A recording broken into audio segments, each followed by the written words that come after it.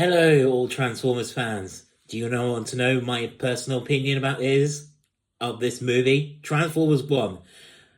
It was brilliant.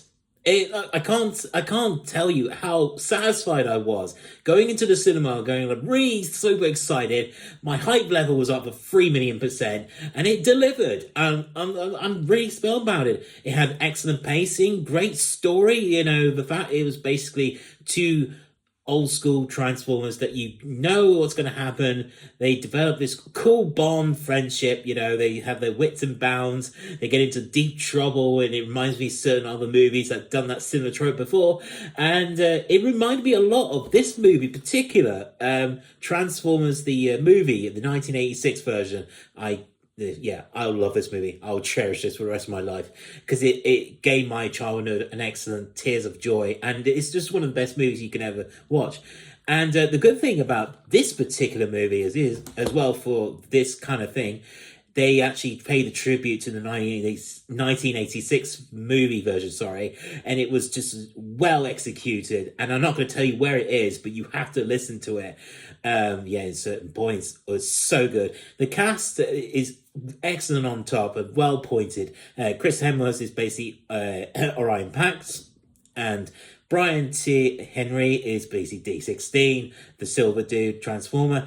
And can I just say, Scarlett Johansson, wasn't familiar with this Alita 1 character, but after seeing her in action, I am officially like this character a lot now. She's an utter badass. She was so freaking cool. She was just basically going like everywhere, doing karate kicks everywhere. It was just like she was freaking brilliant.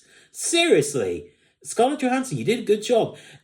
Keegan Michael Key, who basically voiced Toad in the Super Mario Bros., was in this movie as well. The only criticism I had with this character of B127 is he says a lot of those same lines. It was fine a couple of times that it was okay, but when he dragged that same line again and again and again, I was cringing like mad, and I just went, "Oh, just please stop." But he was a very funny character in that movie. In fact, all of them had great lines of dialogue, and I laughed a lot in this movie. It was just like there was a lot of great comedic moments that made me chuckle, and yeah, it was so funny. And one actor that really stole the show for me was Steve Buscemi. He's one of my favorite actors, and when he voiced one of the best characters of Starscream, I was on the skeptical line. I was doing like, oh, I don't know if his voice level will work for him. But after I saw that, I just went, my worries was fine. My worries were just out of my brain and said, this is absolutely fantastic. He delivered really well on his lines. It was just like, it wasn't like those screechy, the cartoony version that you grew to remember from the old cartoon days. He was more of an adult type of voice, which is what I liked about it, which was good. And it breathes new life into the character voice monologue, which I do love. The story, though, was fantastic. It's basically like an origin story of two Transformers. You obviously know what's going to happen. They become friends and then become enemies, which I'm not going to say where. Particularly, you have to watch the movie for yourself. And kids will love this movie. In fact, if you got new kids, you want to take them to see a really good, awesome movie, I'd recommend Transformers 1. It's an excellent introduction to the Hasbro toy line, and it will grow into multiple universes, multiple sequels, spin-offs. I can see this happening with Paramount. And the only thing I will criticize about Paramount, your trailers weren't very good, though. They didn't look like it was showcasing what Cybertron was. I just didn't think the first trailer was very good. But the second one was fine. And then it got a little bit too much revealing. And I went, oh, just be careful. You don't want to reveal too much. But yes, when I watched this in 3D, guys, I was really blown away. In fact, it reminded me a lot of Avatar movies, which I used to watch. And it was like that, popping visual detail has greater depth, and the great corners, and it looked cool. It looked like an awesome video game that you put your 3D glasses on. That's what it reminded me of. It's very good. And yeah, oh my God. The way they did the track, though, in the actual Cybertronic world, it was just it was so cool how they did the train sequence. I mean, I don't know how to say where it is, but just oh my god, wicked stuff.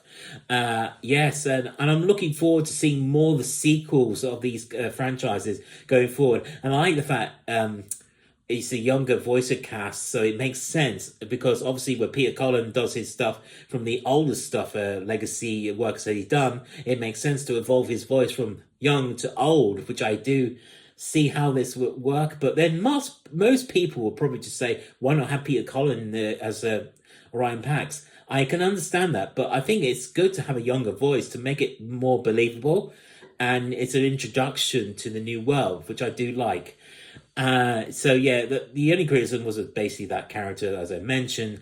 The pacing was fantastic, though. I was never bored. I was grinning the whole time, and the excellent soundtrack. It was my ears were going, "Oh, I love this music.